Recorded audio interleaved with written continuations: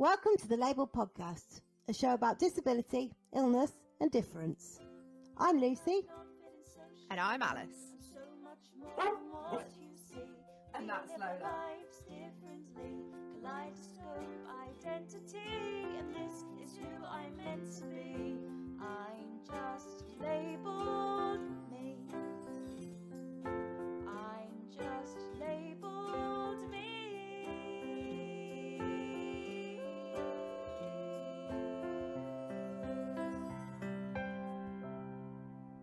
Hi guys! Don't forget, in this episode, I might swear, Lucy might cry, and you can check out details of the trigger warnings on our website. Hi everyone, welcome back to another episode of the lABLEd podcast. This is another part of our special Autism Awareness Week series that me and Lucy have been working towards for a while, which I think, despite some technical difficulties, is going all right so far. Not too bad. It's a bit taxing for a Saturday afternoon, but there we go. We're all right now. Everybody's here. It's fine. Yeah, do you think perhaps I should have waited until we were a little bit more settled and on our feet before I decided to tackle a 5-day long project? Yeah, but we live and we learn. It's fine. You guys can all get me back later, I'm sure. So we've got a guest who is somebody that I met and have been following on Twitter for a while, Ira, who is here to talk to us about their experience of autism. So Ira, do you want to just tell us a little bit about yourself? Sure. So I am a late diagnosed autistic person. I found out I was autistic in my second or third year of graduate school. And so I kind of stumbled upon it in a weird way. So on Twitter, I'm an autistic science person, and I started writing about it because I just kind of needed to write about it to process it. Mm-hmm. And then I realized this would be useful to, people who maybe don't know they're autistic or who are also going through, figuring out whether they are or not, or just anyone who stumbles upon it and goes, oh, I really related to that. I've had a few comments on my blog post saying, I really relate to that. I don't know if I'm autistic, but this is really interesting, and they might look into it further. So I kind of just by happenstance decided to make a blog and started writing about processing all of that stuff. Well, you're not the first guest that we've had on who sort of said they kind of stumbled upon their diagnosis as an adult. I think it's partly because people are becoming more aware of autism. But yeah, we've had somebody on previously who was doing a job as a support worker for disabled students at university, did a session about learning about autism, and I think within 18 months had an Asperger's diagnosis because she sort of said, hold on a minute, this is me. Yeah. For me, it was kind of, I just like researching things. Yeah. I literally just stumbled upon a YouTube video that was like, something about Asperger's. And they, it was a person who talked about the questions they would ask someone, and they kind of went through it. And by the third question, I was like, but that doesn't make sense. How does this work? Yeah. Like, why? My response was like, this is what would happen if you're autistic. This was the answer you'd give. And I'd be like, why is that not the correct answer? Yeah, so that's what started the whole thing. So, Ira, you were saying earlier about how you set up your blog to sort of help come to terms with it. I actually did. I wouldn't say that I used my blog to come to terms with my disability, but what I did was I blogged about my life as a wheelchair user, and suddenly discovered everybody was either sort of going, oh, I understand a bit more now, and things like that. So I wouldn't necessarily, I didn't come to terms with anything, but I did definitely, it was a kind of an education process. How has blogging about autism, being autistic helped you? Is it kind of like getting it all out on the page makes you feel very therapeutic? Yeah, so it started out, I mean, I was writing, I didn't really start the blog, I was writing a lot before I started it. And not, I didn't put everything on the blog or anything anything, but like especially when I found out about masking and autistic masking is when that's when I was like, oh, no one knows about this, and I don't really, I was like learning about it myself, and like that I literally learned to do that growing up as like, this is what I need to be for others. And I just kind of intuitively knew that because of the way people treated me when I wasn't being like, I was like, oh, well, this is how I get people to listen to me, or this is how I get people to not pay attention to me, right? Like I wanted to be like the invisible person because I'd rather have that than negative attention. Yeah. And so that was like my strategy, but I didn't realize anything about like masking, or that, like, for example, like even growing up, people would say, oh, well, what's your opinion? And I was like, I thought you had to like analyze and like give facts. Like I didn't even know that you could have an opinion and that would be like enough. Because I thought I had to argue my way to a point, and I couldn't just have like my own version of something. Like that's how weird my brain was. It was like, oh, okay, so you're asking me for information. Where do I go get that? And they're like, no, like your opinion. It wasn't computable. No. Whereas Lucy and I work entirely on our own opinions and ignore facts altogether until people come along and go, no, that's completely wrong. Like believing there's a bit like believing you can sing, really, isn't it? Like I can sing, and then somebody hears me and goes, no, really, you can't. Shush, you can't. Yeah. Yeah, I know. I mean, I know. For me, when I'm particularly wound up or angry about something, and I write it down in a blog. Sometimes I don't even have to post it, but getting it down and writing it down, because nobody can interrupt me when it's a blog post. Is it? It's like them. You're choosing to read it. If you don't like what I've written, you just like switch it off and forget about it. But it is very therapeutic for me, really.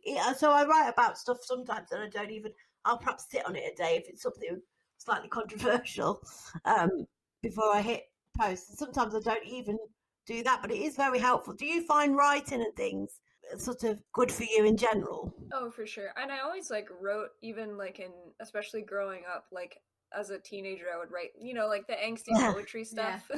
I did a lot of that, and honestly it was like, and doing that and playing music kind of like got me through being a teenager, like getting through like junior high and high school with like, being autistic and all that. But yeah, to actually answer the original question, for me, so the blogging initially was like me processing my diagnosis, like not even diagnosis, but finding out I was autistic in the first place. And then like eventually I was like, oh, this seems to be also helpful to people who want to understand us. And there were people commenting and like sharing that stuff. And so then it started to be like, here are things neurotypical people can do to like help autistic people. And then I started getting into like social media more, and then found there are a lot of parents who like started asking me questions and stuff. And so I write some things that are more pointed towards parents, but it's always like help. Like there are plenty of autistic adults who comment and they're like, this would be really helpful for literally any autistic person, but like it's just framed as like parent and child, so that like parents go to the resource. But so I have kind of like a mix of those things of like, this is how like neurotypical people interpret autistic adults and what it's like to be an autistic adult, and then like my own like processing of autistic masking and burnout and like identity formation, right? Like you have to reform your identity when you find out you're autistic, because it's like your life like plays backwards over several months, and you realize like, oh no, that's what happened, like this is what happened in that interaction, and this is why they responded that way, or this is why I thought I had to like be a human or whatever, or pretend and when I went out or something, or this is why you just start learning so many things. Like for example, I didn't know that like I have hyperacusis, which is very likely associated to being autistic, like genetically, even though it's not really well researched, but that's like the most recent theory or whatever. And I thought that everyone had pain with loud noises and that they were all pretending also. So I had to like pretend not to like look somewhere if I heard a sound because no one else heard it. And then if there was like a bus passing by, I had to like pretend not to flinch because I'll like like blink or like close my eyes.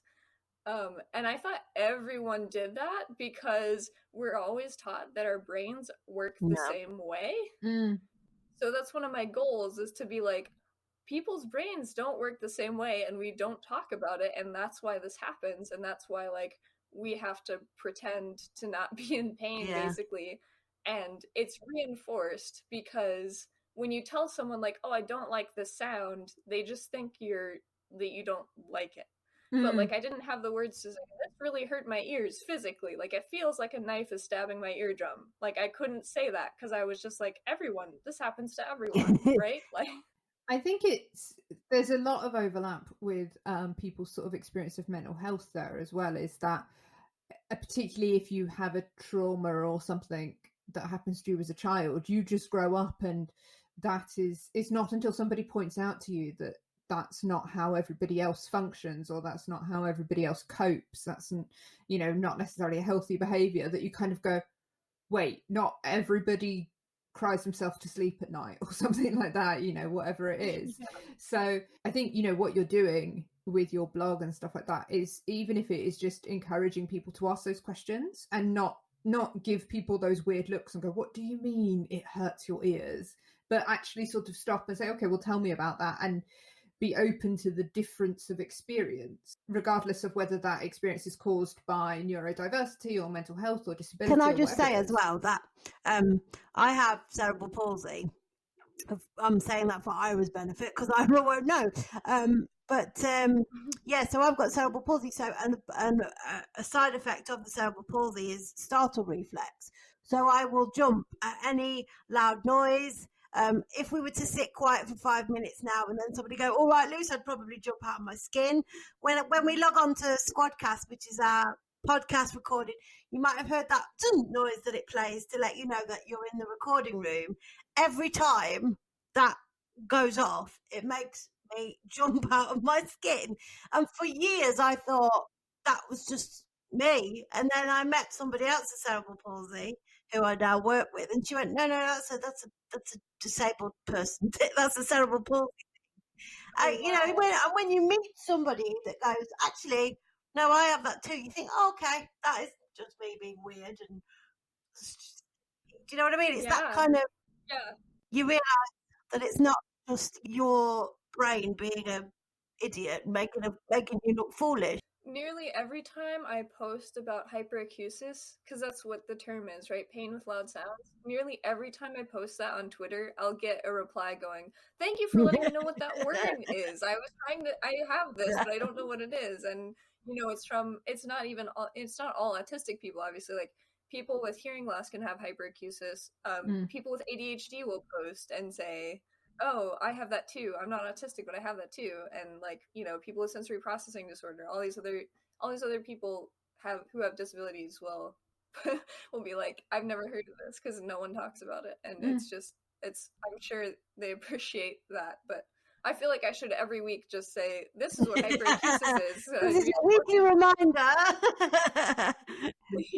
Yeah, public service announcement. Tell your friends. Do you also as well sort of get a bit like too noisy? Just like, okay, just everybody be quiet. That's because I get that a lot. Yeah. I mean, I wear ear protection so I had huge anxiety with sounds and like going out. Like if I go even out of the house, like growing up, like because I never knew if I was going to have to be in pain. Like I never knew if I had to escape route, right? Like I didn't know the environment. And so like I just went in being like, I had this fear of being in pain. And since like accommodating that and wearing ear protection and just having it, like not even necessarily always wearing it, but having it when I go out so that I know if there's a loud sound, I can put my headphones on, I have my emergency earplugs in my pocket. That's been huge for me. Like probably the biggest thing since finding out I was autistic was like dealing with my hyperacusis and accommodating myself. And like my anxiety has gone significantly down, like just because of that, because I was constantly concerned like every day that I'd have to run into a loud noise. Yeah. And I think that that's one of the things, definitely in my experience of disability, is that understanding your own anxiety and taking like positive proactive steps to kind of protect yourself, that can really fundamentally help with your anxiety. For me, it was about, for a really long time, not accepting that because I'm blind I need a mobility aid because I have got some sight, and for years I just risked it. And I look back and I think I'm amazed I didn't end up in a really terrible accident. And so getting to that point where I went, I need to have some kind of assistance or support for getting out and about independently.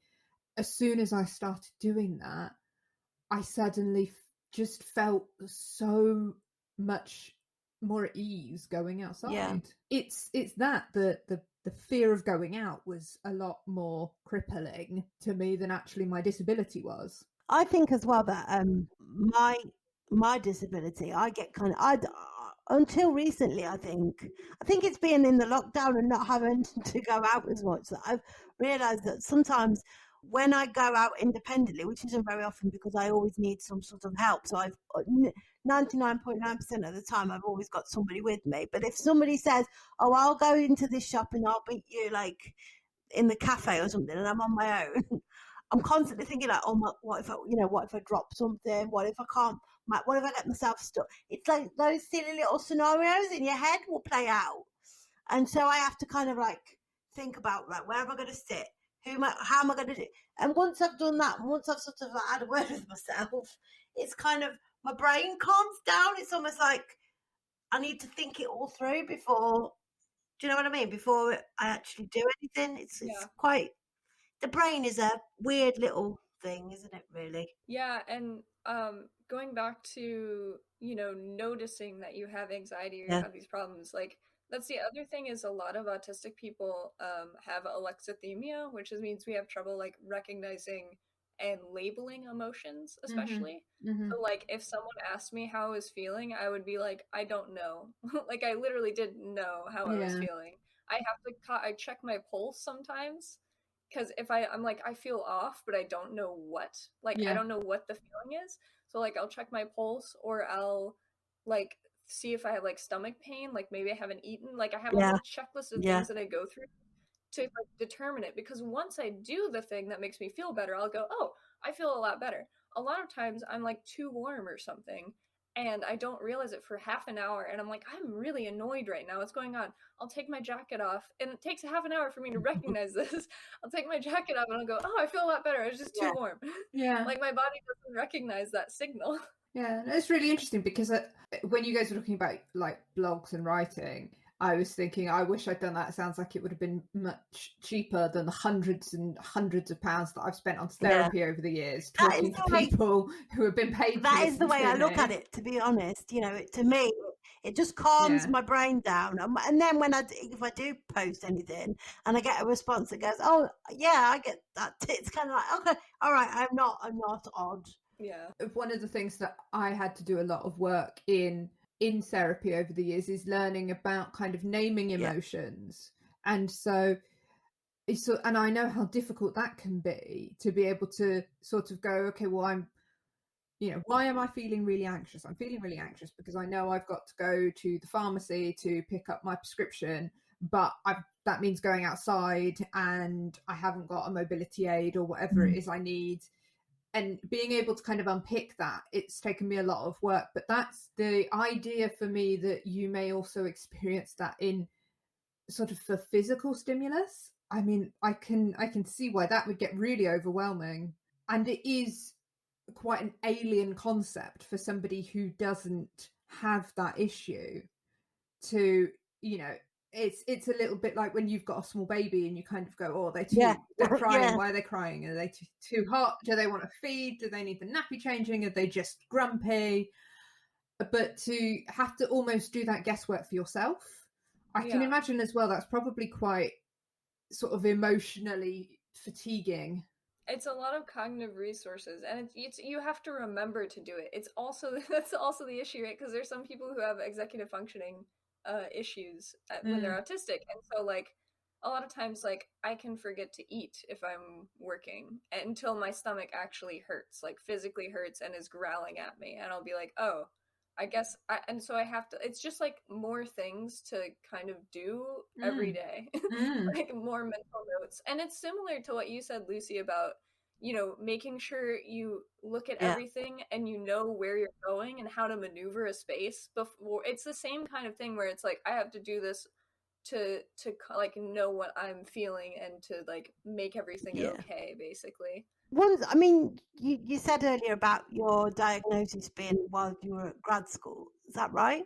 So I found out I was autistic during grad school. It took me 6 months to find someone who worked with adult autistic women, because at the time I wasn't out of non-binary. But even if I was out of non-binary, honestly, I still would have probably looked for someone who worked with adult autistic women, just because like there's not someone who's gonna list like adult autistic non-binary people. Like that's not even on, you know, diagnostic radar. They have white men, they got white women, and that's about it. So yeah, people have a lot of trouble with those crossover identities, don't they?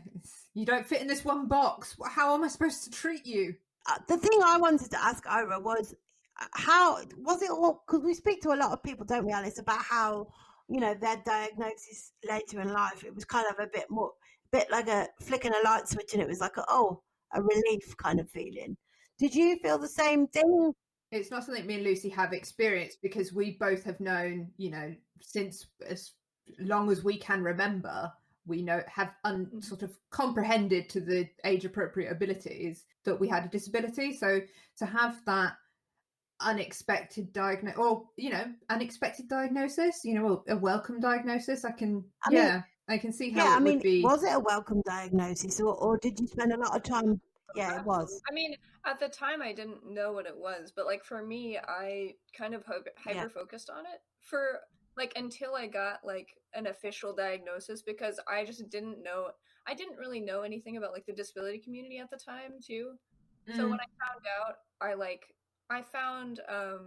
I really liked the book Nerdy, Shy, and Socially Inappropriate by Cynthia Kim.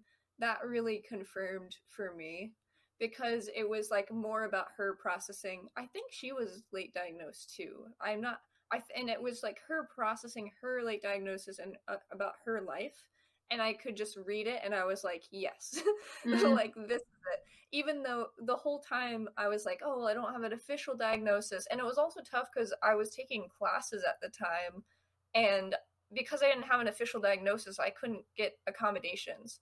I explained to a professor once that not knowing the format of an exam that we were having, we had an oral exam and she wouldn't tell us the format I said, oh, this is really anxiety inducing for me.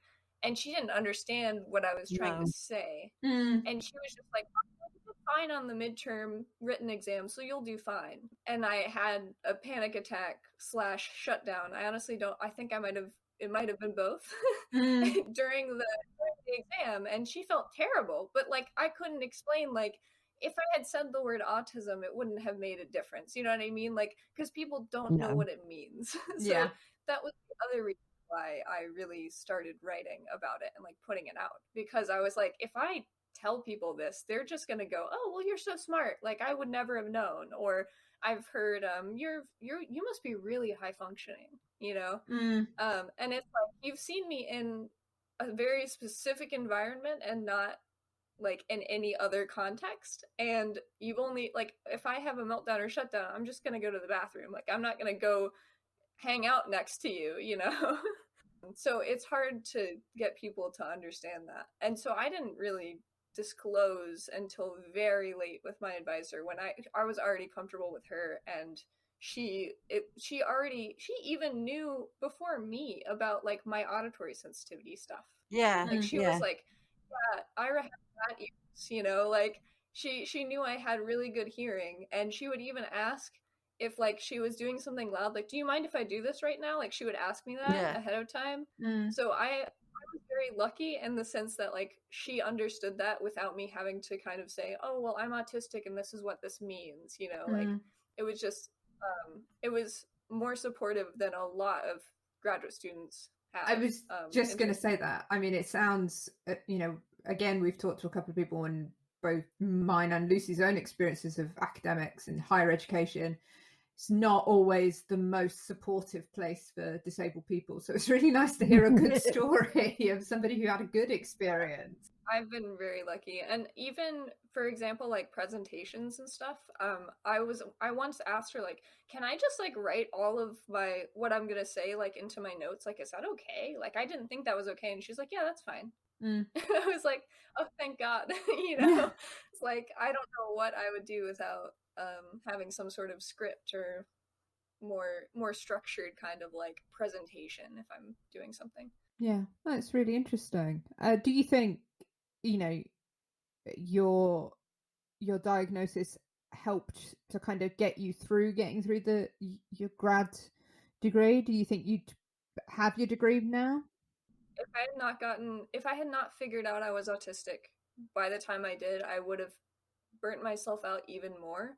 I was considering going to a therapist for anxiety about in my second year of grad school because I was so stressed out. I was overworking myself, like not even like in a productive, efficient way, in just a way of like, I'm a grad student, so I must do all these things no matter what. And like I was like always tired because I also have a sleep disorder that was diagnosed around the same time. I found out I was autistic like a few months after that. So it was just a mess. And so if I hadn't gotten that, I honestly think I didn't go to the therapist because I was too anxious to go to a therapist. And I am so happy that I didn't do it because I would have been diagnosed with generalized anxiety. I would have not known anything else and I would have just continued on burning myself out. Yeah. Yeah, because I suppose the anxiety wouldn't have addressed the masking and stuff, would it? It would have just been and there also like if I say, and also even for some people cognitive behavioral therapy has been helpful, but like a lot of times they don't take our sensory sensitivities into account, so they just say, oh, well, you should talk to people more, or you should go out more and expose yourself to like new environments or something to get used to it. And it's like my brain does not do that. It doesn't work not that a way. fan of CBT personally. It's too broad strokes, and as you say, it's about behaviors. It's not about not a fan personally. CBT has been helpful for some people for like phobias and like very specific anxieties that are like more like irrational. But I think I wrote something about autistic anxiety recently, and it was about the fact that like we can't predict what neurotypical people are going to do when we are acting around them, like without masking. Like also like how they're going to interpret our tone of voice, like how they're going to expect us to act, or like what they're going to expect us to say, and if we don't say it the right way, like how they're so the issue for me is like I have anxiety because neurotypical people are unpredictable around my body language and my tone of voice. It's not that I'm anxious about what they'll think of me. It's that I don't know. I won't be able to assess the situation like in the moment. Like I won't even know what's going on, and then I'll analyze it like 2 hours later and go, oh, that's what was happening, and I didn't realize it, or I didn't realize like this person was like trying to make eye contact with me the whole time, and that's why I was stressed out. It's one of the things that really kind of gets to me is the way that people aren't very good at recognizing the disability that you can't see, the hidden disability, because and understanding the huge that just because somebody on the outside can't see it doesn't mean that a person experiencing it and living it doesn't have a huge, doesn't impact them in a huge way. Because what you were saying about that unpredictability of people, for me it's that unpredictability of an environment. Even if I'm somewhere familiar, if I don't have something to guide me, my assistant's dog or whatever, then I have absolutely no idea if somebody's I've literally walked down streets where people have just decided to lift up paving stones, and so I've suddenly dropped, and it's only 2 inches, but you suddenly drop 2 inches unexpectedly, and that is enough to make you go, that was terrifying. I'm shaken. I'm scared. I want to go home. I don't ever want to walk down the street again. I don't ever want to walk down any street. I want to stay at home forever. And it is that unpredictable, not being able to predict. For me, sitting here, I feel like the environment is slightly more predictable perhaps than people, because I am, as far as my understanding goes, I am neurotypical, and I even on a daily basis go, oh, I didn't expect that to say that. So for you to be having that experience is tenfold. And I think as well, as somebody who has got a very clear and visual representation of I am disabled because I am in a wheelchair, I think what a lot of people don't seem to grasp as well, from my sort of perspective, is that just because I am in a wheelchair and my legs don't work, that is not the only extent of my disability. Do you know what I mean? So the problem isn't my legs. My legs don't work as a byproduct because my brain is wired. The wiring's not quite firing on all cylinders, and so people look at me and go, "Oh well, her legs don't work." But there is a lot of things that my brain struggles to comprehend and deal with. So like numbers, can't do numbers, logic. Sometimes my memory is a bit foggy. This week in particular, the amount of meetings me and Alice have had where I've gone, sorry, what are we doing this week? Because I've got complete brain fog. But yeah, so people look at me and think, well, her it's just her legs that don't work. And actually the true extent of my disability is not just my legs don't work, because it is all in my brain where it's not quite right. You know what I mean? Absolutely. People don't seem to understand that you can have more than one disability. And I wanted to talk about the invisible disabilities, because it's weird to me that people think they can see autism. Like they can see when someone's autistic, because that's what we get, right? When we say we're autistic, it's like, you don't look autistic. It's like, you're not rocking back and forth in a corner and holding your ears. That's what they mean. Or you're not headbanging. It's like, yes, I am not a child. I'm not currently a child, and I don't currently do those things. I might hit my head, when I have a meltdown in a bathroom that no one sees, but sure, like I don't look autistic to you, sure. It's there's other things where I have a physical disability. I have pain in my foot when I walk, and so I have a limited number of steps during the day, and I can injure it at any moment, basically, if I don't walk correctly. And people see me and go, oh, you look like you're walking just fine. Why are you carrying crutches with you? Yeah. Because I might need them. Or why are you carrying a bag of shoes around? Because I might need them, And it's but that's physical. And people don't think that physical disabilities can be invisible either. But pain and fatigue don't have a look. And when you're used to it, it's your face isn't going to look like you're in pain constantly 24/7. That's not how chronic pain works. I mean, I've said before on the show how I cannot leave the house with my guide dog without somebody asking me if I'm training her, because I'm in my 30s and I can make eye contact with people and I can look around, and so I couldn't possibly be blind. And I can remember having a conversation in a supermarket and a lady asking me if I could read, asking me to read something for her. She was an elderly lady, and I went, I'm sorry, I can't see that. And she went, what, with your young eyes? And I was like, I mean, I can ask Doug, but it's not, I don't think that's going to help either of us. And it was just, there's people also, I think, have that expectation of, well, if you've got, if I say to people I'm blind, people go, okay, I understand that means she can't see. There's no room for movement, as Lucy was saying, with it's just her legs and can't be anything else. And I think people have that same, people have an idea of what autism looks like. And I think a big issue, I work in health and social care, and I work with a lot of people who live in residential care and young people who have got severe autism. But for a lot of those people, autism is not their only diagnosis. And so the presentation of people that you see with very severe autism usually means they've also got other cognitive impairments, learning difficulties, physical impairments, whatever it is.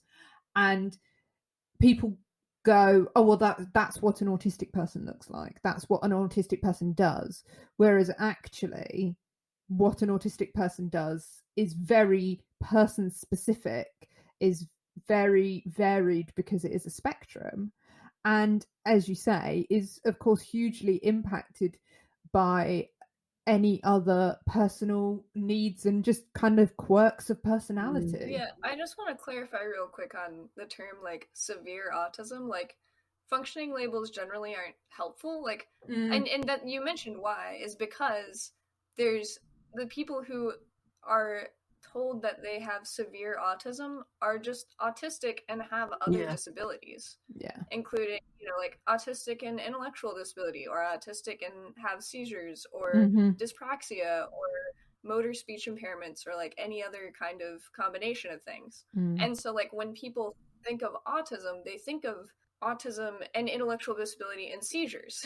And it's like that's not what autism is, though. Like it's separate from those things. And like we can also give agency and autonomy to people who are autistic and have other co-occurring disabilities and who need support. And like they're not mutually exclusive, you know, like it's not that I need no support and that like, other people with disabilities can't do anything. Like that's not like the scale of autism. Well, that's sort of what my job in social care is about advocating and ensuring that people's voices are heard in, decisions about treatment and care and stuff like that.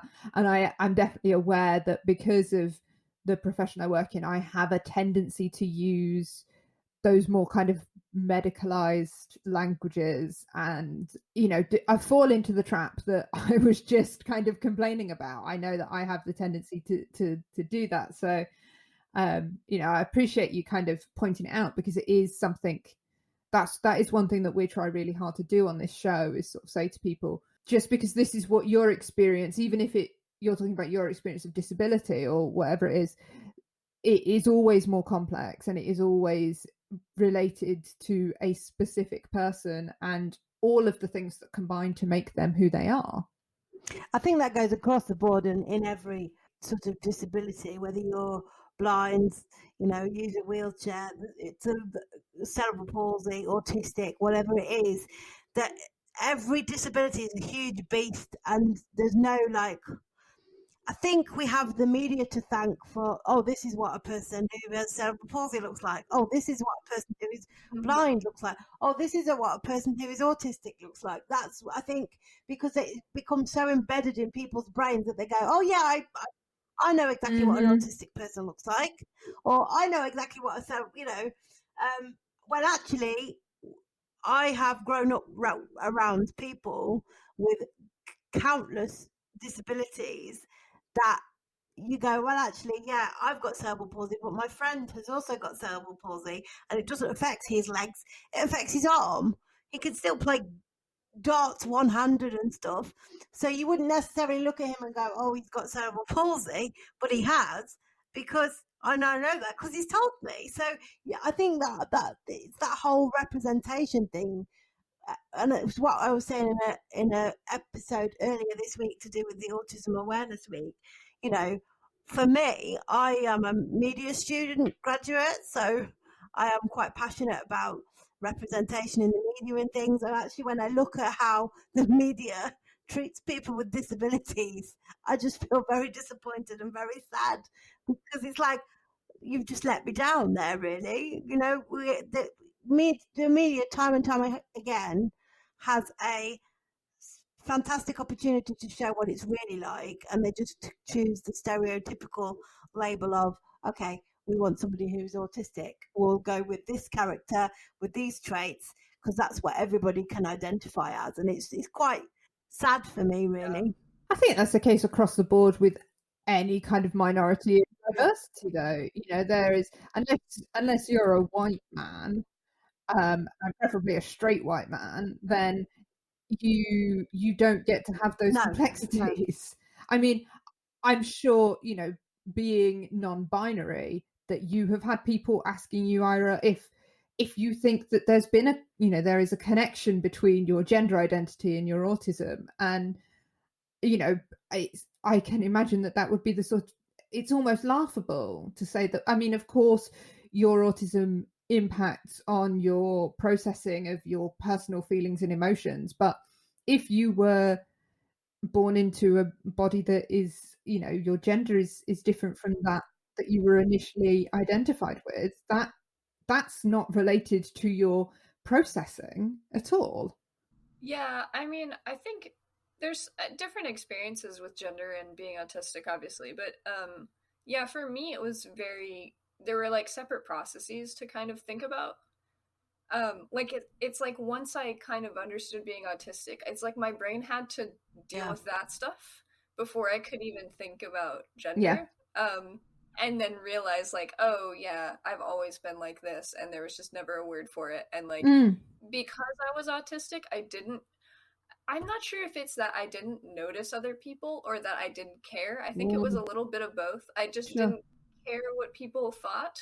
When I like wore like, you know, quote, boys' clothes or whatever. And also like I grew up with two brothers. And so it was like, why can't I do that? Exactly. So like to me, and it's also the fact that honestly in our society, like people assigned female at birth are given more leeway in how they can dress. And so like it was easier for me to quote be a tomboy growing up than if I was assigned male at birth and like people they wanted to wear like dresses or something. And so I definitely think that was part of it. But yeah, I mean, people have different experiences with being autistic and gender. For me, I think it was that like I just didn't, for me being autistic, it was like I already had so much societal stuff to deal with that that was like the last straw for me. Like gender was like I'm not wearing a dress. Like that's too much. I already have to pretend to be a human being when I go outside. I'm not gonna like pretend to be this thing that I'm not, even if I didn't have like a label at the time.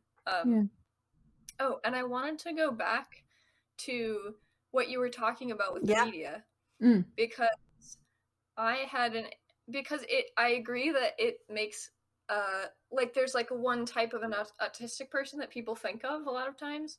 I had a surgery at a hospital and I actually got accommodations and I told them I was autistic, and they were very nice and very supportive, but they didn't understand that I was a different autistic person.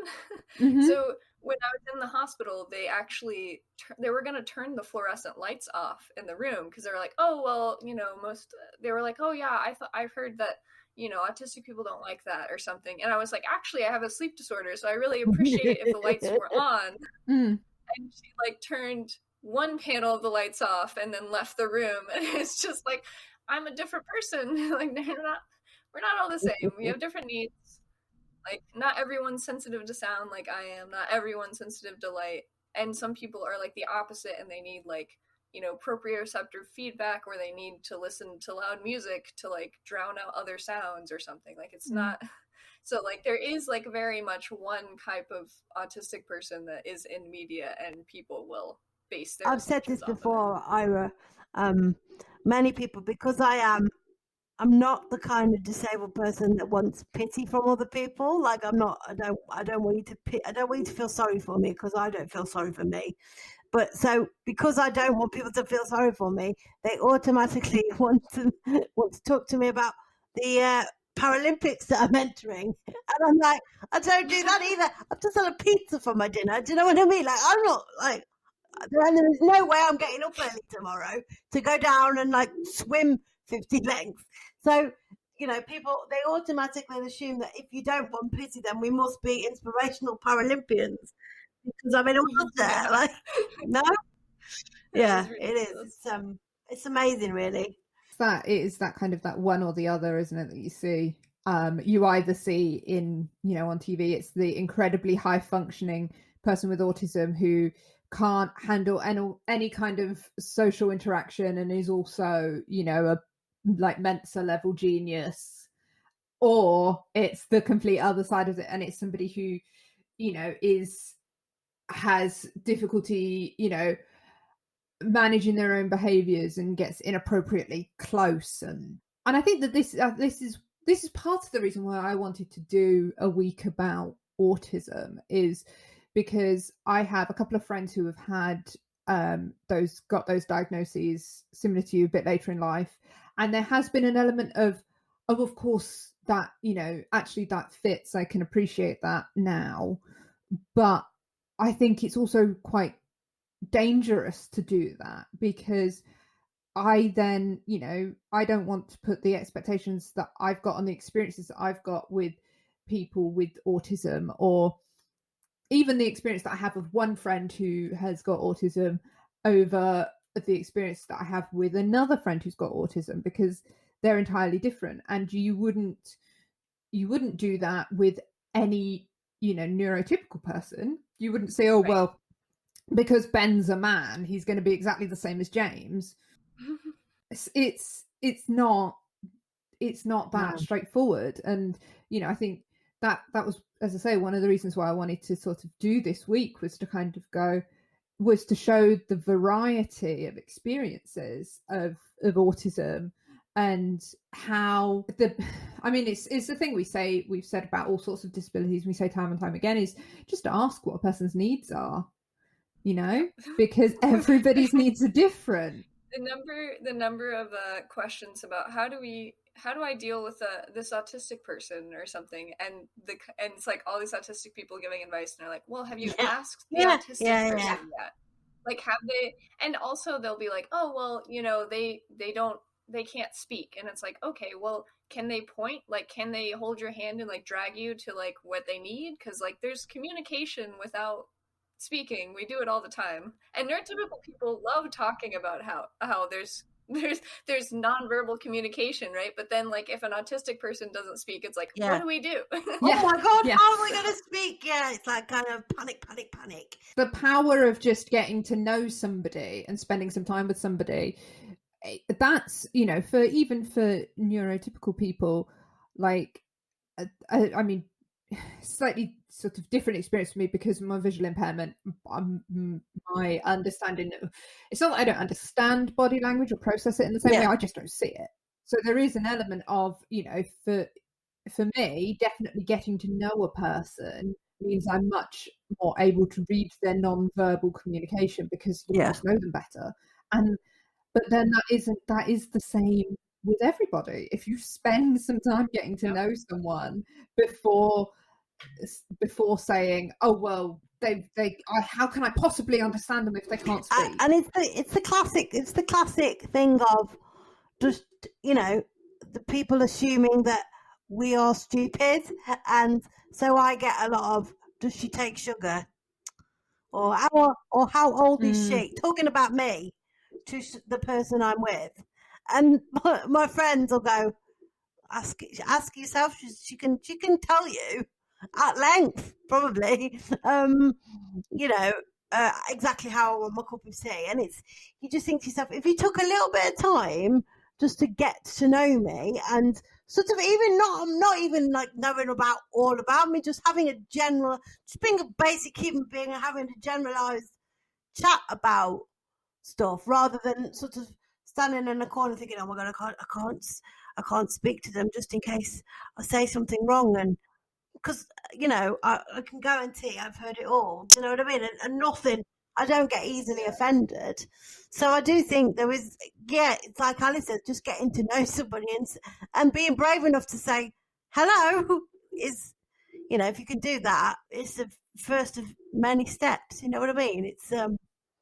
It's quite funny, really, watching people. I can remember my sister brought home a friend for after school for like dinner. They had dinner at our house, and he had never met me before. He knew of me because my sister had said, oh, my sister has got cerebral palsy, she's in a wheelchair. And I came downstairs in the lift, and he was stood with his back against the patio door, and his eyes widened, and he wouldn't say a word. And I was like, you are there? And he's like, yeah. And he looked petrified for the whole dinner, just sort of looking at me like, oh my god, what do I do? How do I act? And I was just like, it's fine. It's absolutely, everything's fine. Yeah. Have you found, since getting a later diagnosis, that you've had those kind of experiences, that people you knew previously, or, you know, that people have have behaved differently now that you're kind of able to say this is my diagnosis? I mean, honestly, I haven't disclosed to a lot of people in my life, like aside from like being online and like talking about it on social media and stuff. I mean, people probably know, but like it's not something I just go out and talk about. So unless it comes up, like I said, like my advisor's like really supportive, and so I did tell her about it, but like it didn't really change what she was doing because she was already really supportive of me. So like that's the only the people I disclose to are people who generally already kind of understand me. Okay. Because I know that if I tell someone who doesn't understand me, they might use stereotypes of autism to either like think I can't do my job or my work or something, or like even get even more upset or something by how I where I look and like how I talk. Yeah. And like use it against me, you know? And I haven't had many negative experiences because I don't disclose to a lot of people. But also when I do, I still get the like, you're very high functioning kind of thing. So it's almost like I'm not going to take that into account more than it is like undermining me or thinking I'm not competent. Because they're like, oh, well, you talk and you're expressive and you do X, Y, and Z, so you don't seem really autistic, quote unquote. So that's why I generally don't disclose to a lot of people. Although I did get into an argument when autism is brought up. I will talk about it. So there's someone who is talking about how autism is a quote boys disorder, and there's a lot of people who like talking about autism who work with autistic people. And if they work with autistic people who have high support needs, they think like they kind of get the assumption that that's the only kind of they think they know it all, right? And so I may have gone on like a 10-minute rant about like diagnosis differences between like girls and boys, and the fact that like women are like not diagnosed because of the diagnostic criteria and functioning labels. And so yeah, I haven't had any super terrible experiences, but again, I still got the like, oh, well, you're really high functioning, so you don't count kind of response. And that cued my 10-minute rant to that person. Do you think your choice not to disclose means that you're masking more? Or do yeah, yeah, I would say yes, but also even if I did disclose, I would probably feel like I should mask even more because I don't want them to like make assumptions based on me being autistic, which is kind of frustrating. I don't know. I haven't had a lot of opportunities because I wasn't officially diagnosed when I had classes. And so I really would have liked to disclose when I had that class and I said, you know, this is anxiety inducing. I would have liked to have been able to explain it. And I didn't feel like I had the right to because I didn't have an official diagnosis. And I realized now that like that's totally bullcrap. And you should be able to say, these are my needs if you have them. And also, I wanted to bring this up earlier when we talked about, you were talking about how you would never, Alice was talking about how you would never compare like a man to another man and be like, oh, they're the same person. Well, with autism, like with being autistic, like we do this to people of color all of the time because autism is white as hell. Like the whitest thing. Like everyone on TV is white. Yeah. Most of the researchers who research autism are white. Most of the autistic people who get boosted are white. Like in terms of like voices. And so it's really important to like acknowledge that, and the fact that like cultural differences and stuff play a huge role in like diagnostic criteria. And even like someone will just be like, oh, well, you can't be autistic because that's like a white person, you know, condition. And that's a huge problem.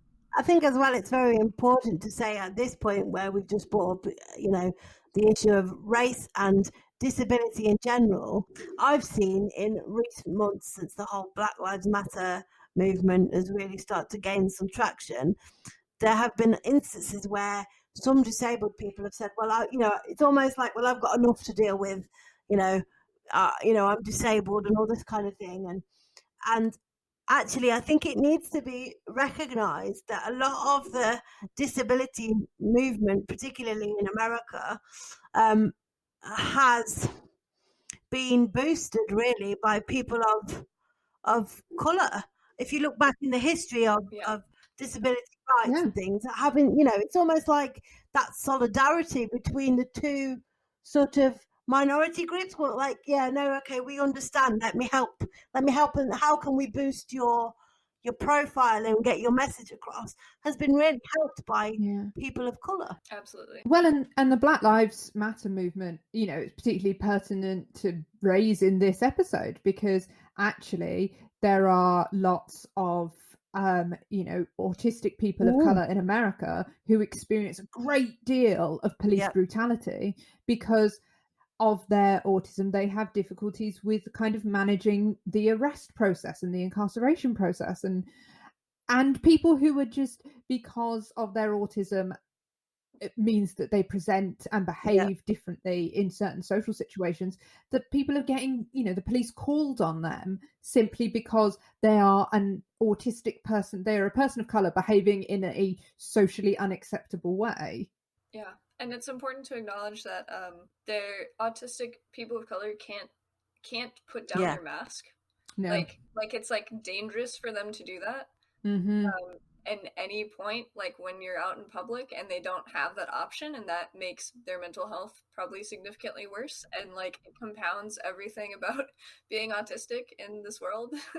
So it's important to acknowledge that like they can't, like, even though we're talking about like masking and mental health and how it's important to like find your identity and like, reduce your masking or whatever, like people literally can't do that because their lives are at risk. Yeah, it's ridiculous, because on the one hand, masking is, for lots of autistic people, it's a pain. It's something that they have to do to feel as though they sort of fit in and are not, don't experience prejudice and things like that. But actually, it's almost, having this conversation, you can almost sort of say, well, it's a luxury some people don't have, is that, to be able to go, I'm not going to mask, I'm not going to hide this element of myself, because if I don't, I'm going to get shot by police. It's an issue in this country. It's not an issue to the same level that it is in America, because gun violence is not too prevalent in the same way that it is for you guys. So, but it's it's something that I really want to talk about, and that intersection between disability and ethnicity, I also think is something that's really, it's not addressed across a lot of different kinds of disability. Disability is a white middle class problem, and actually it's not, because anybody at any age, from any class and background, can become disabled, can be born, give birth to somebody with a disability. That's usually my line, Alice, but yes. Sorry, Luce. I'll let you off this time. I'd also highly recommend following Amani Barbarin on She's Twitter, brilliant. Who's she's amazing, and she talks about the intersectionality of being Black and having a disability and being disabled. And I just learned a lot from like following her and like a lot of disabled people of color and their experiences. And I think that's ultimately that's kind of what we're trying to achieve with this show, is, lots of people do live in their own bubble, and it is hard to comprehend and understand other people's experiences. So following people on Twitter who talk about it, and listening to shows like ours where people come on and talk about their experience, plug, is going to make you understand and perhaps think differently than, just kind of ignoring it, carrying on in your lives, or just sticking with what mainstream media is telling you. Yeah, and it's easy to ignore, because our feeds, like social media, is not meant for you to see differing viewpoints, right? So it's easy to be like when I first looked at social media on Twitter and stuff, I was finding mostly like autistic, like white women to follow. And I didn't like reach like the wider disability community on Twitter for a while, until like I started seeing more posts about it. And so it's really easy tendency to ignore it, which is why it's important to like actually seek out voices that like are not in like your demographic of people, basically. It's getting out of your comfort zone, isn't it, really, and thinking, okay, I don't know much about this, but let's try and see if I can follow somebody who can show me, really, not necessarily educate, but it's making that leap, isn't it, from going, all my mates are in a wheelchair, let's like all their posts and stuff, and then actually going, actually I would like to hear. It's we need disrupting the algorithm, isn't it, really, and making a conscious decision to do that as well. I think it's very important. I think you also need to have a level of empathy and humanity. Absolutely. That there are certain people in the world who just simply don't have that, and I'm not alluding to people with neurodiversity, because people with neurodiversity do of course feel and understand that other people feel. I'm talking more about people like Trump, who don't understand that other people exist or have rights, or but let's not go down that. Don't ruin my Saturday night, Alice, please. So as we said sort of at the top, Ira, we have been giving sort of people who come on the opportunity this week, if there's a particular topic or anything that they really kind of want to drive home. And I know we've touched on a lot of things already in this recording, so we might have covered it. But was there anything, if you could really champion something, if you could give a message to people to be like, if you walk away from this knowing any one thing, what would it be? I actually did want to talk about how there's this push now to create a diagnostic assessment for autism for specifically like females, like the female autism phenotype. And I wanted to mention that like it basically even the research is currently happening when we know that there's autistic people who fit outside of the boxes of white cis man and white cis woman. Like, they're just kind of adding more boxes instead of realizing that the boxes are the problem in the first place. And by gendering, like, they're creating this idea of autism as, oh, this is women's autism and this is men's autism. And it's not that they're two different types of autism. It's that we have different social pressures. Like people who grow up and are raised as girls have different social pressures than people who are raised as boys. And it also just negates all of like the trans and non-binary people, as well as like people of color, because the research is still based on white women.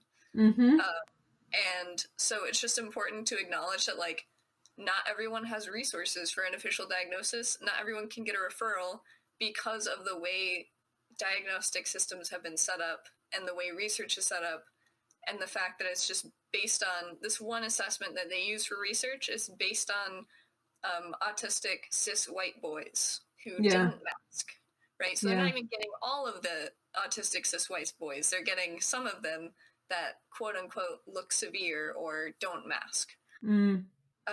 So it's important to acknowledge that like self-diagnosis is valid. If you're listening to this and you're an autistic person, you're like, I don't know what to do, and you had a run-in with a doctor who didn't refer you, like, you're probably autistic. Like, if you've done research for 6 months and read a bunch of books by autistic people and relate to it, you're probably autistic. It's just kind of how it works. So I just wanted to acknowledge that. And no, I think it's a really important point to make, because especially, the idea of barriers to diagnoses, because barriers to diagnoses ultimately leads to barriers to support people. If it's so difficult to get any kind of support. I mean, in this country we have social services in the NHS, but even then, if you don't have a formal diagnosis, you're not going to get support from any free services, which means you're turning around relying on your own financial, backing. And if you've already got a disability or difficulty that means maybe you find it hard to hold down a job, then it's just going to perpetuate, and you're going to end up with even more problems. And so then, instead of being, a person of color with a neurodiversity, you end up being a person of color who is on welfare benefits, who has to live on the street, or whatever it is, because the failure of the system to recognize it's that multiple sort of elements of identity, isn't it? It's just a fundamental failure of the system, and it's really hard, because I understand that there do need to be guidelines in place within these kind of systems for people to be able to accurately kind of diagnose and signpost. And you do meet particularly lots of chronically ill people. We have a historian who comes on regularly who's got chronic illness, and she found it really hard to get the appropriate diagnosis and was diagnosed with different things before she eventually got diagnosed with EDS. And that having those diagnostic criteria, I do, from a medical perspective and a professional perspective, I do absolutely understand why they're there, but they're not doing their job. They're making things worse. They're making things harder for the people who are already, in a vulnerable situation, because if they weren't in a vulnerable situation, they wouldn't be going, can I get some help with this? And in the US, insurance often doesn't cover an autism assessment for anyone, depending on the state, for anyone over 18 or 21 years old, because they assume that if you're autistic, you will get diagnosed as a child. It also costs, there are people who have paid $3,000 to get an official diagnosis of autism as an adult. So, just because insurance doesn't cover it. Yeah. Wow.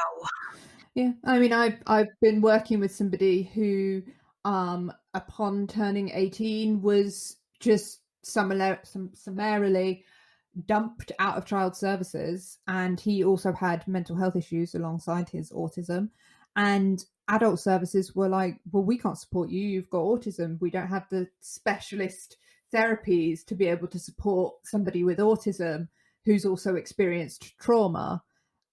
That is a huge problem. Yeah, so he's going, well, I'm too old for child services. You offer this service within child services, you don't offer it to adults. I mean, most people spend more of their time as an adult than they do as a child. You'd expect the services there to be more sort of thorough than they are. In my experience, because I've had cerebral palsy right from the get-go, it just didn't arrive and go, I'm going to sit with you for the rest of your life. You didn't notice you couldn't walk for the first 12 years of your life. You're just going around and suddenly like, oh!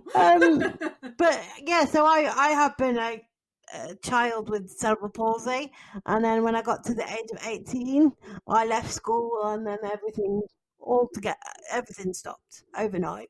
It's like somebody flicked a switch, clicked their fingers and everything.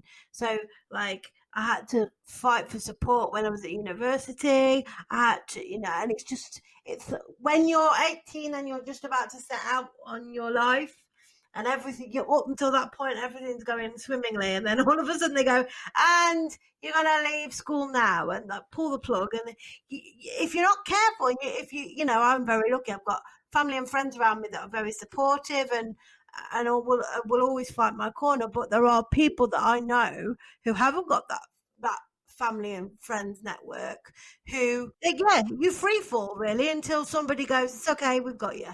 And sometimes they don't get you. They don't catch. There's nobody there to catch you. See, my experience, because my condition is degenerative, I didn't need anywhere near as much support when I was 10, 15 as I did by the time I was 20 and 25. But in terms of sight loss support, it is that kind of the expectation that you're completely blind in childhood, or you're fine until you're 65.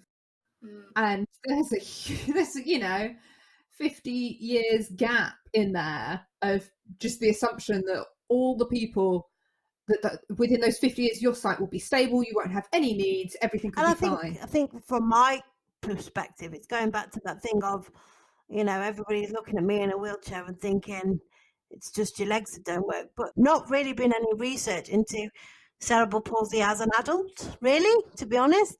So there's lots of, as a kid, there's lots of information to go off, but as an adult, it's a bit patchy, and you kind of have to, there's a lot of finding your own way. I mean, I know that I'm in a hell of a lot more pain than I was when I was 15, but that's probably just aging. I don't know. You have to worry, like, you do have to think, is it just general aging? But without that research, and the support from the system, you'll never know. It might just be your experience of aging, or it might be your cerebral palsy. But because you're just looking at you and nobody else has sat down and looked at 150,000 other people with cerebral palsy and gone, oh, this is interesting, this correlates. There's a lot of work, really, I think, that needs to be done across the board, really, to be honest. Something that I noticed when you were talking about the sort of social media and blogging that you do, Ira, is I think you mentioned that a lot of the people out there asking questions are parents, and I think that's because there is a drive amongst the kind of the diagnostic system to diagnose people early, which is great. Get in there and get in the support in there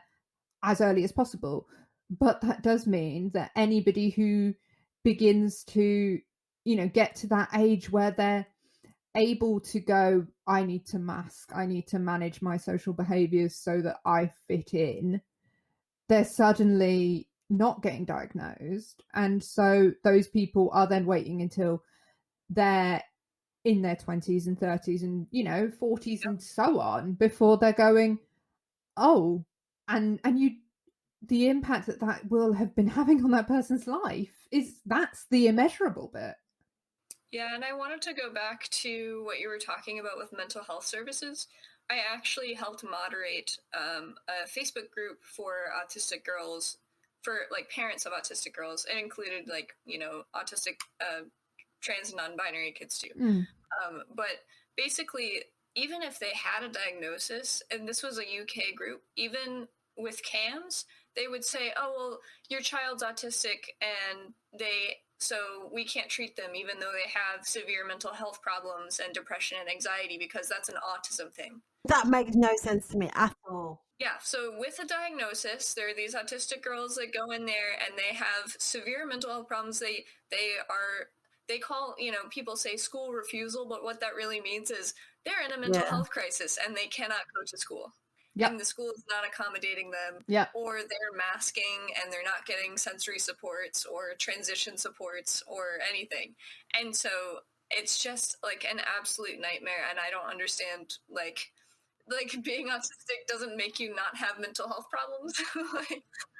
You wouldn't say to Lucy, if she rocked up in the hospital in a wheelchair with a broken arm, you wouldn't go, oh, we can't treat you because you can't walk with your broken arm. They'd probably do a lot of head scratching. And it's like, how do we deal with this woman? But yeah, they wouldn't just turn around and go, we're not going to treat you because your legs are wonky.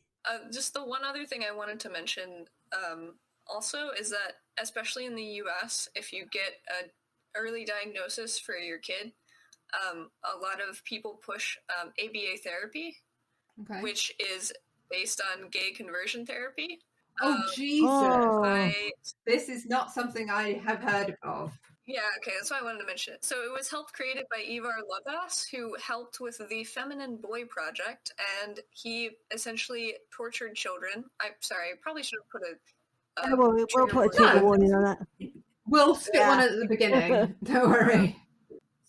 So he basically tortured children into making them, quote, less feminine, and also helped create this therapy that is not really a therapy. It's just literally making kids mask. They will take away their toys and allow them toys when they do things like make eye contact and like comply to commands from a stranger, essentially. God. But they market it as like this therapy that will help your autistic kid. Like, parents don't know about this, right? No. And they're like, oh, it's fun, and we play and we do activities, and they do this thing called pairing, and that's what the pairing part is. So they'll have fun with the kid, and then after that, they'll use their favorite games to like reinforce like eye contact or like sitting still or doing, very simple tasks that maybe the child's done over and over again for an entire day. So yeah, it's really bad. In simple terms, that's like sticking a very itchy jumper on and saying, "Don't scratch," isn't it? Really, to be fair. Exactly. I mean, exactly. They don't take into account sensory sensitivities at all, and they just ask the child to suppress their pain, like I did growing up when I didn't know I was autistic, and I did that to myself because I thought everyone did that. It's like saying, "Here, Alice, you can have this piece of cake if you can read this newspaper," and it's like, "But I physically can't read the newspaper, and I want the cake." It's just absolutely like, I think that's one of the things that really that I can never get my head around is the way people cannot grasp cognitive and cognitive difference and mental impairments and illnesses are just the same as a physical or sensory impairment, and you just my mind is blown right now. I just wanted to mention they've also done this with kids with cerebral palsy to like force them to use their weak side to try to like develop skills when it causes them pain. So like this is done with many different disabilities, and it's not okay for any of disabled kids to be doing. You see it with physiotherapy quite a lot, isn't there? That kind of forcing you to use the thing that hurts, and then you're considered weak. You're the one who's punished because you go, "I can't do this." I would just like to point out that if my physiotherapist is listening, we're not talking about you. But no, I mean, back in, I think, like the First World War was down, all responsibility, most of the responsibility for the First World War was down to some Kaiser that was a cousin of Queen Victoria's or something, or I don't know exactly. We need to get the historian on to like Kaiser Wilhelm. Shot. That's the one. He had a weak arm down one side, and the royal family were just so disgusted about this weak arm situation. They were giving him electric shocks and tying metal cages to his head to make him stand up straight and stuff. And so it's the same sort of thing. Well, and when you consider what the royals are expected to do, you just use the other arm to wave. There was lots of sort of like when they took pictures of him, they were like hiding his arm, so like he was stood next to a rocking horse with his arm hidden and stuff, and it's you can kind of go, well, I can kind of see why he had issues, because you were constantly giving him electric shocks in his weak arm and that kind of thing. It's ridiculous that that was the 1900s. And that's how they were treating people with, and yet we are still using the same kind of barbaric so-called treatments for illnesses and disabilities. I wanted to mention about electric shocks, and again, I'm going to say a trigger warning now for the recording about this, because I want to mention the Judge Rottenberg Center. Okay. And this center has been I'm not sure if they've stopped doing it, but the FDA just this last year has banned an electric shock device that they used, and they had backpacks on autistic adults and children, as well as like people with intellectual disability in their center. And the ABA board never spoke out against this practice, and it was created by Ivar Lavas, who made these backpacks, and that's why it was grandfathered into the FDA, so that it was already approved as a design, and that's the only reason they were allowed to use it. And it took so many disability activists and people working behind the scenes to get this banned, and I think they just had to stop using it like last summer or something. That's it's abhorrent. That is oh my god. I'm sorry. That's really no. It's no. It's important, as I think, to talk about these things and raise these things as issues, because you hear about things like that, and you think, well, nobody will have been doing anything like that since the mid-60s. It's 2021. That's how dehumanized autistic people are, and especially in the U.S., I guess. I don't know. It's in the U.S. I can remember when I was a teenager and we had a pet dog who used to bark whenever anybody walked past the end of the driveway. And I remember going on the internet to be like, what can I do? Because people walk past, it was, we lived on a busy street, people were walking past at 4 o'clock in the morning and he was just barking, and you'd have to get up and calm him down. You'd have to show him the front door, show him there was nobody there. And I can remember reading that, you can get shock collars, and you can get these dog collars that spray an unpleasant smell up your dog's nose, basically, when they bark. And I was like, that's awful. All the dog's doing is barking, and you want me to spray a bad smell up their nose? Never mind an electric collar. Never mind an electric collar on a human being. It's just horrific. Have we slipped into some kind of alternative universe where the Nazis won? Has that happened and I just didn't notice? Maybe. Because I cannot comprehend how we could live in a so-called democracy, and Jesus fucking Christ. Yeah, it's I just want to, if anyone is interested in learning more about ABA after this podcast and how abusive it is and traumatizing it is, feel free to check out the Neuroclastic website, and if you just type in ABA in the search bar, you will find many articles about people's experiences and why it's not good. And we will put all of this on our sources on our website, guys. ABA therapists will tell you that there's good ABA now and it has changed and it may look okay, but the methods they're using is still like forcing an autistic person to mask. Like, even if it looks like they're enjoying their, sticker they got or whatever, it's like, just because that autistic person looks happy doesn't mean what is going on is okay. You don't need to be treated if you have autism. Autism is not an infection that's going to kill you. Autism is a different way Alice, of you thinking. don't need to be treated if you've got a disability, full stop. Like, do you know what I mean? It's like, it shouldn't be something that people are ashamed of. I mean, and no, I'm just, for once, I'm lost for words. I know. And it's like, I had my COVID vaccine and I've been talking to people, and there are people on the internet, and I know there was there was a whole generation of people where parents were convinced that the mumps, measles and rubella jab gave their kids autism.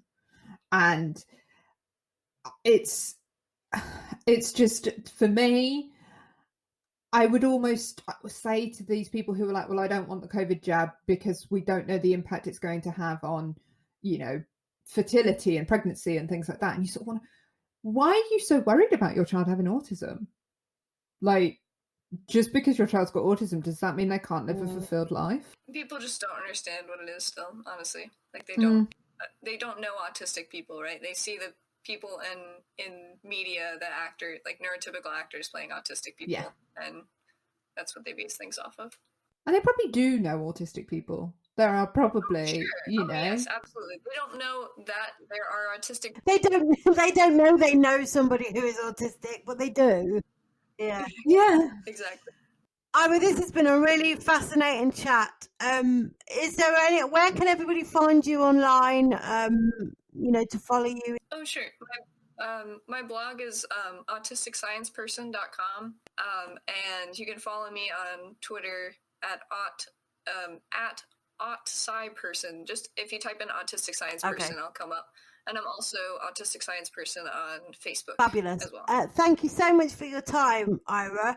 It's been really, really interesting and eye-opening to talk to you. So thank you so much.